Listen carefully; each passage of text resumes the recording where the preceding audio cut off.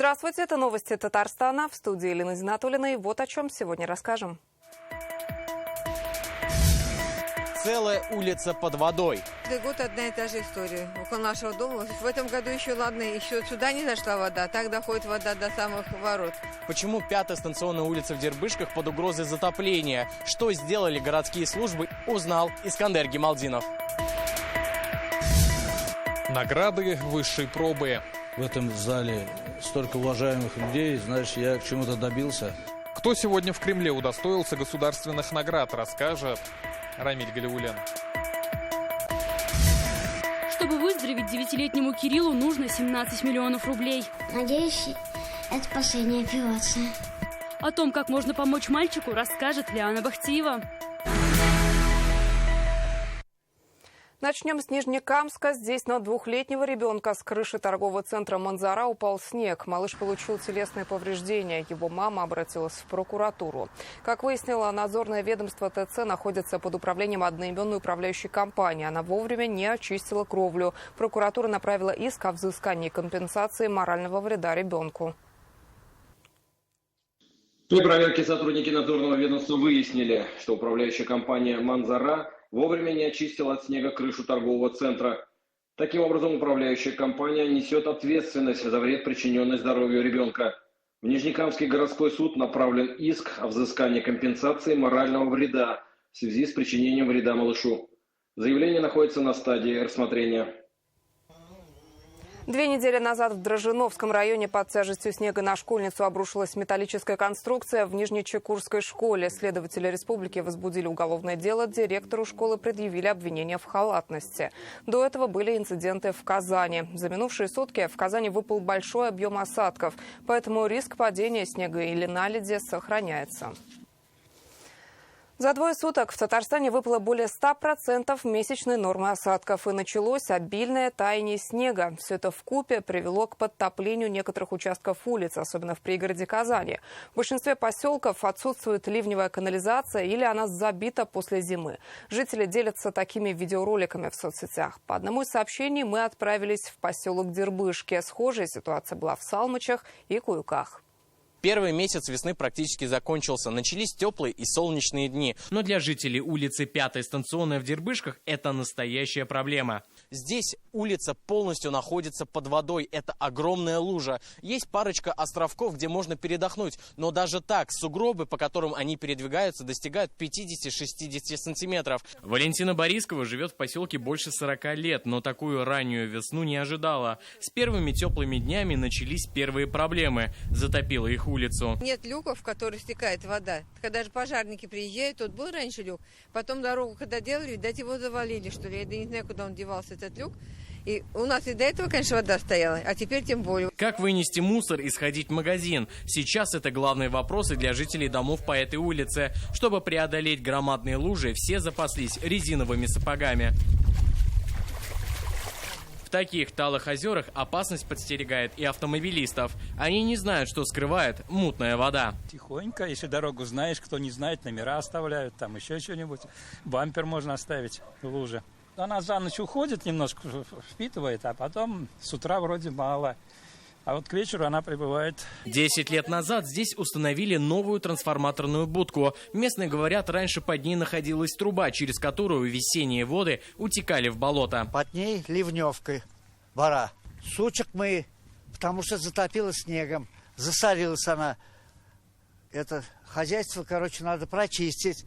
Лужи, вон, видите, какие. Мы обратились в администрацию Советского района. Нам пообещали разобраться, почему целая улица оказалась в водном плену. В жилых массивах действительно отсутствует сеть ливневых канализаций и имеются местами скопления талых вод. Учитывая, что какие осадки были в этом году, и плюсом еще и жители помогают со своих дворов, выносят, мы совместно с председателями территориальных общественных самоуправлений проводили встречи и совещания, то есть все обращения, которые поступают к ним и в администрацию, отрабатывают своевременно. В том числе и это обращение будет отработано сегодня ночью, технику поставим, очистим. Уже несколько дней казанцы делятся сообщениями на портале «Народный контроль. Открытая Казань». Только в Приволжском и Вахитовском районах получили сообщения от жителей 6 поселков. Эти кадры из Салмычи. Здесь тоже начала прибывать вода. Огромные лужи появились и в Куюках. Начало, товарищи, начало есть. Искандер Гималдинов, Рамзиль Гарипов, ТНВ «Казань».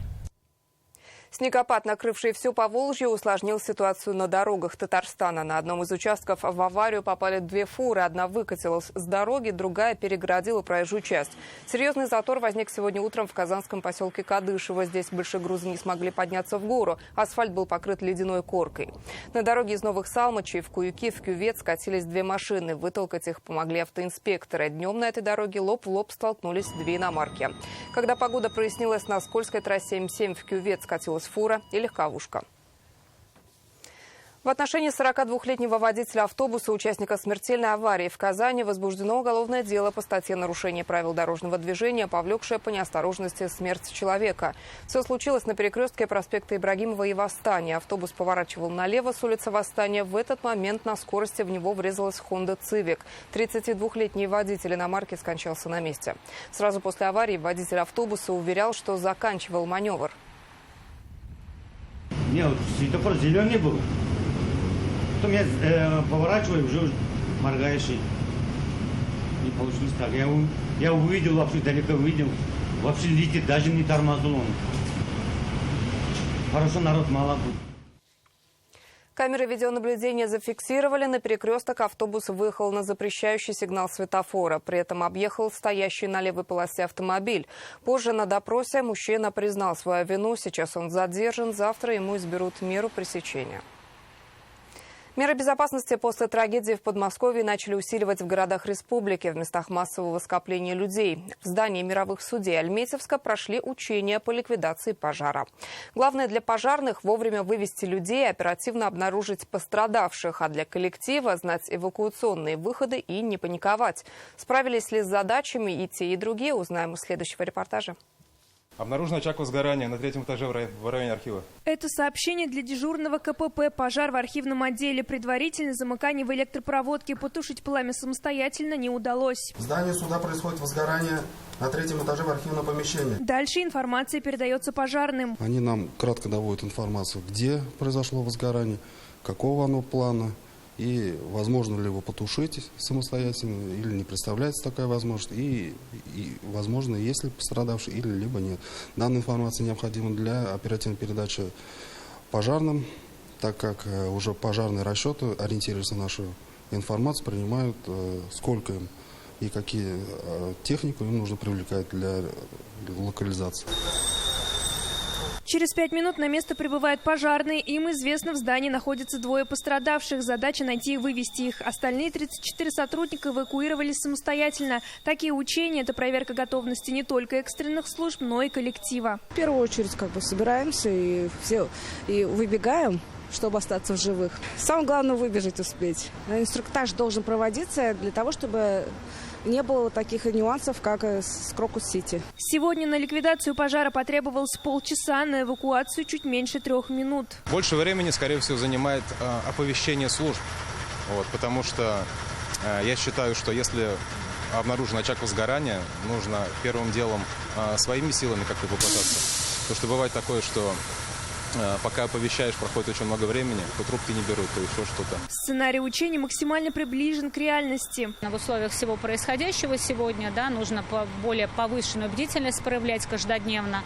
В здании суда, еще раз повторюсь, посещает достаточно много людей, и поэтому очень важно, вообще самое главное, наверное, итог и сегодняшнего мероприятия, чтобы жизни были сохранены, поэтому, конечно, стараемся к этому серьезно относиться. В завершении учения оценили работу спасателей, детально разобрали действия приставов. Дальнейшая задача – сокращение временных показателей. Адель Закирова и Рахабибуллин, ТНВ Альметьевск. 546 единиц оружия изъяли у татарстанцев в прошлом году. 227 владельцев привлекли к административной ответственности. В преддверии весеннего сезона охоты в управлении Росгвардии рассказали о мерах контроля за оборотом оружия.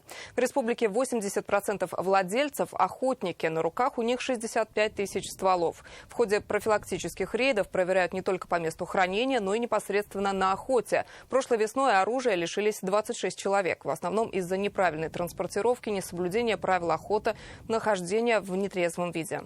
Будем смотреть выявление фактов ношения оружия в состоянии алкогольного опьянения. К сожалению, не редкость. У нас охотники выезжают на природу, любят там выпить и начинают там стрелять по баночкам и так далее. Различные правонарушения создавать. Реальные предпосылки совершения чрезвычайных происшествий. В МФЦ начали прием заявлений от охотников. 6 апреля откроется сезон охоты с подсадной уткой. С 20-го на водоплавающую дичь, с 27-го на буровую. На сегодня в республике зарегистрировано 60 тысяч охотников. Как рассказали в Комитете по биоресурсам, в республике насчитывается 81 вид птиц и животных. За год стало больше лосей, косуль, куниц. Незначительно сократилось количество кабанов, белок и рябчиков. Не все, наверное, понимают, что практически каждый зайчик у нас в лесу подсчитан и в поле. То есть весь животный мир подвергается учетам. Соответственно, в дальнейшем принимаются какие-то решения по открытию либо ограничению охоты. Их объединяет одно – желание каждый день работать во благо республики. Сегодня в Казанском Кремле награждали инженеров, врачей, учителей, актеров, всех, кто посвятил любимому делу жизнь. Сегодня они удостоились медалей, орденов и почетных званий. Госнаграды из рук Алексея Песошина получили 50 человек. О лучших в своем деле расскажет Рамиль Галиуллин. Я впервые в Кремле, хотя очень много у меня награды. Фидерия из Атулова не скрывает. День особенный. Она учитель математики в 181-й школе. Ее трудовой стаж больше 30 лет. Сегодня одна из лауреатов в Казанском Кремле. Они на время ушли с уроков, репетиций. С утра они завели сельхозтехнику или станки. И повод есть. В Пушечном дворе лучшие представители своих профессий. Здесь бок о бок учителя, инженеры, деятели культуры, науки и других отраслей. Люди из самых разных районов республики получают заслуженные награды. Медали вручают Алексей Песошин. Благодаря вашему труду развивается Татарстан, подчеркнул премьер. Сегодня в этом зале присутствуют люди, которые своим ежедневным трудом вносят вклад в успешную реализацию всех намеченных планов. Именно ваш талант, трудолюбие, стойкость сделают нашу республику сильной и процветающей. Одним из первых награду получил Анас Аскаров, генеральный директор издательства «Идель Пресс». Он награжден медалью ордена за заслуги перед Отечеством второй степени. Анас Аскаров возглавил главную типографию Татарстана 9 лет назад. И результаты этой работы оцениваются по всей стране. Сегодня «Идель Пресс» печатает не только на республику, но и всю Россию. И снижать объемы здесь не собираются. Во многом благодаря стараниям директора рабочая профессия печатника остается в тренде. Такой же награды удостоен слесарь-ремонтник порохового завода Олег Ефимов. Уже 40 лет он занимается ремонтом станков на предприятии. Почему посвятил этому жизнь, отвечает скромно.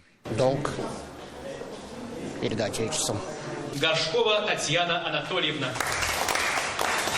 Аплодисменты сегодня звучали и в честь Татьяны Горшковой. Специалист Казанского института биохимии. 30 лет изучает молекулярное развитие растений. Ее вклад в науку отмечен медалью за доблестный труд.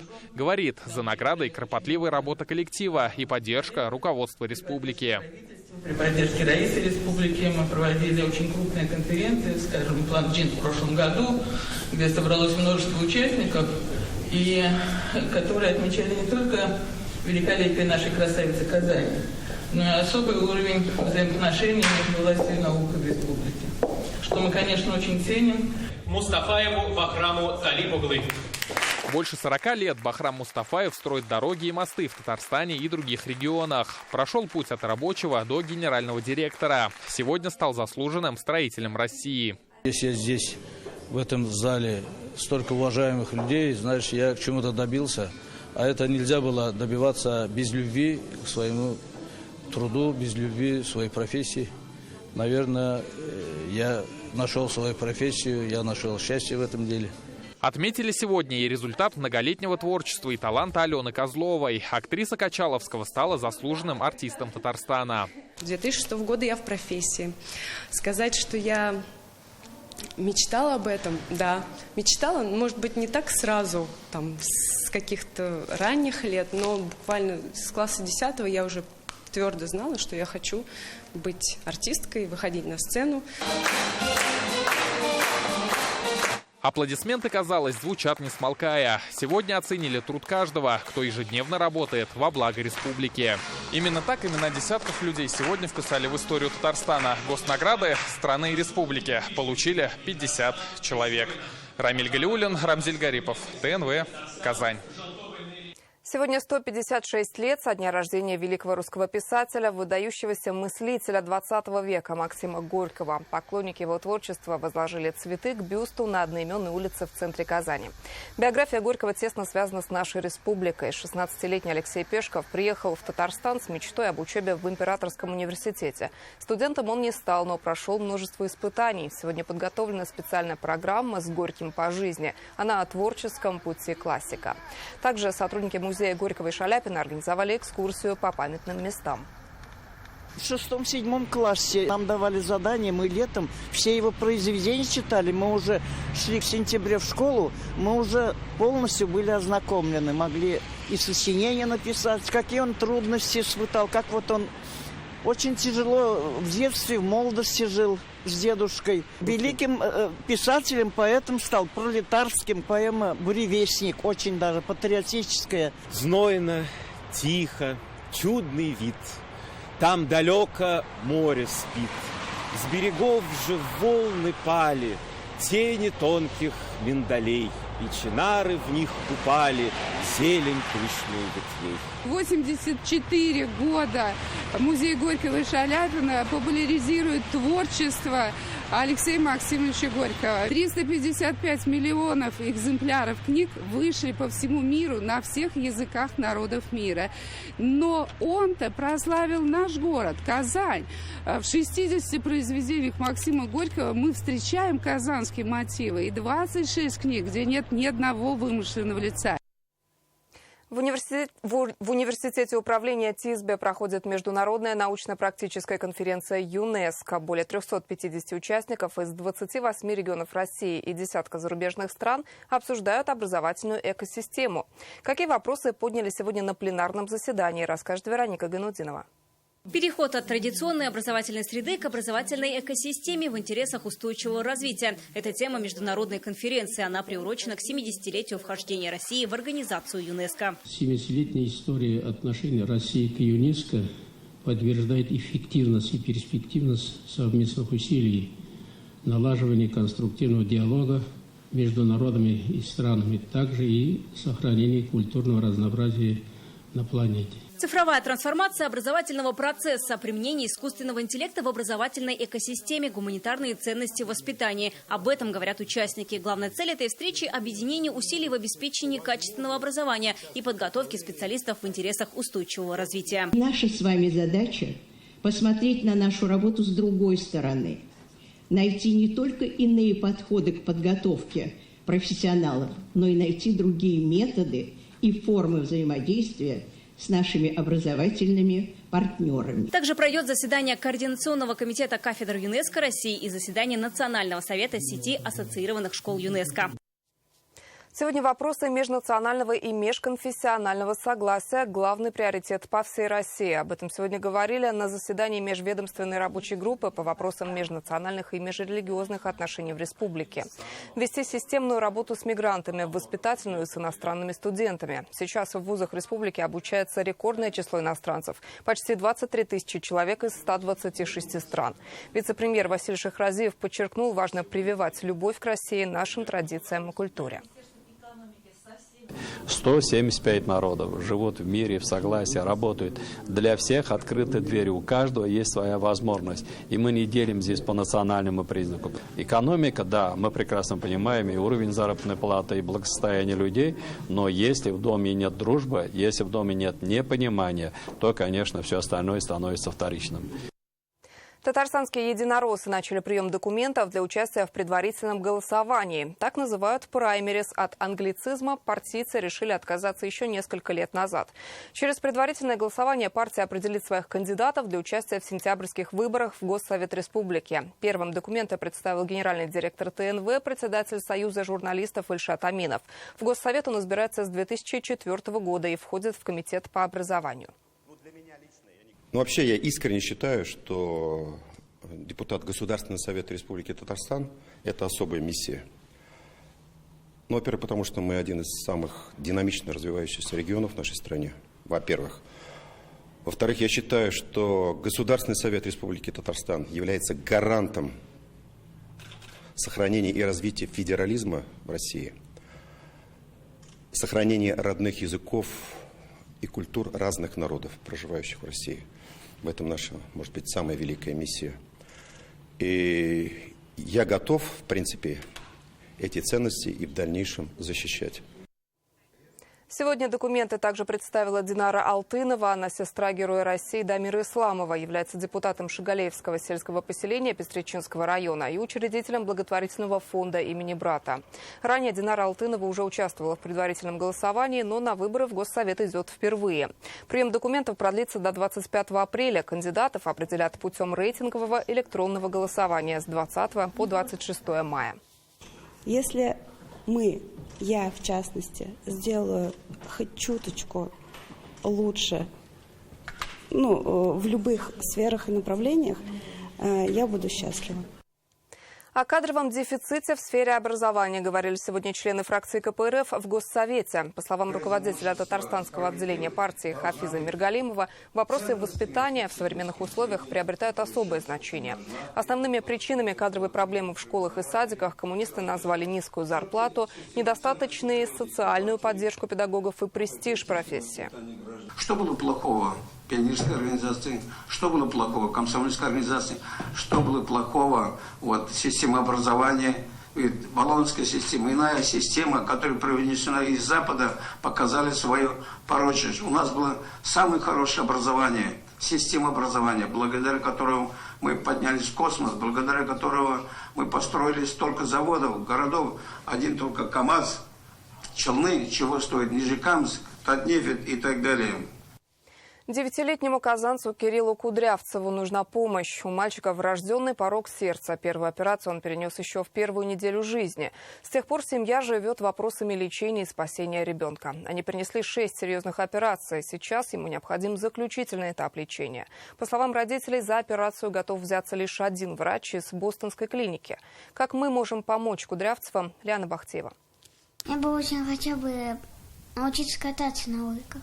Пока мечта 9-летнего Кирилла Кудрявцева неосуществима. У мальчика врожденный порок сердца. Когда он начинает играть, бегать, появляется одышка, кожа начинает синеть. Все из-за низкого уровня кислорода в крови. Сатурация всего 80%. Падение достаточно сейчас для него это высокий риск. А потом это требует очень много физической активности, чтобы кататься на роликах. А он быстро устает. И я очень надеюсь, что после восстановления, после операции, его мечта обязательно сбудется, и он сможет кататься с нашей поддержкой. О диагнозе сына Регина узнала во время беременности. Через неделю после рождения сразу 2 операции. За 9 лет их было 6 и еще 2 малоинвазивных хирургических вмешательства. Сейчас врачам предстоит заменить клапан и установить механический. Свой уже не справляется, биологический не подходит. Кирилл позитивно смотрит на жизнь. Он уверен, после операции станет железным человеком, как герой в любимом фильме. И чтобы костюм сам появился. Почти так и получится, наверное. За сложную операцию не берутся ни в России, ни в Европе, говорят родители. Надежду дал профессор Педро Дель Нидо из Бостона. На наш призыв о помощи откликнулся врач из Америки, который всемирно известный, особенно те, у кого порок сердца, детки его очень хорошо знают. Он берется за сложные случаи и действительно помогает, не просто сказал и сделал как попало, а действительно очень сильная реанимация. Уже больница. Звони, когда вы уже приедете, уже пора. Надеюсь, это последняя операция.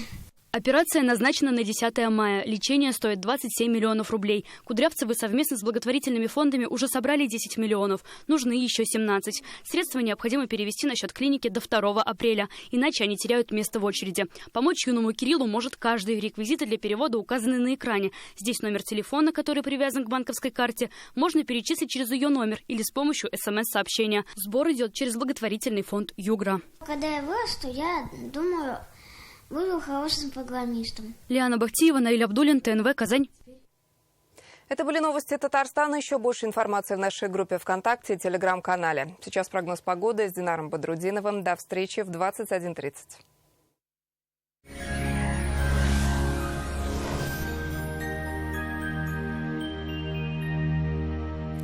Здравствуйте, Исянмесис, в студии Динар Бодрудинов.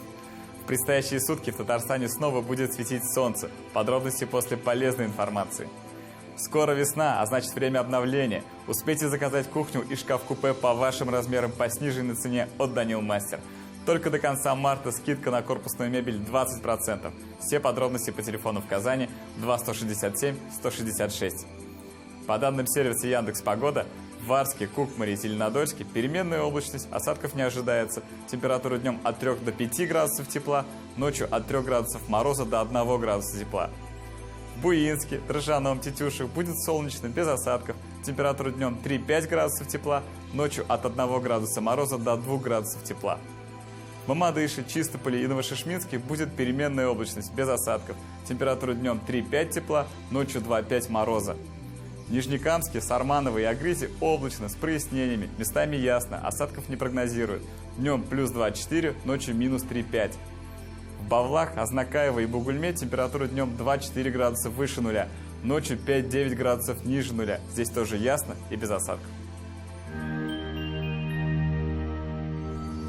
Погода нормализовалась и в туристических городах республики. В Свияжске температура днем плюс 5 градусов. Будет облачно, с прояснениями, осадков не ожидается.